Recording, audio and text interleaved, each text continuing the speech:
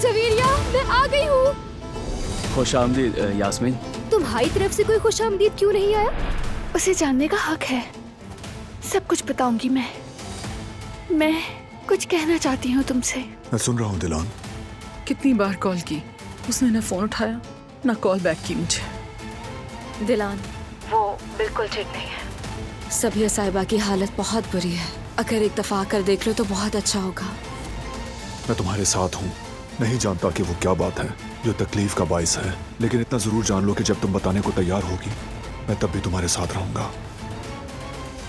दिलान, मेरी बारी है। ये सब मेरे साथ किसने किया उसे ढूंढने के लिए।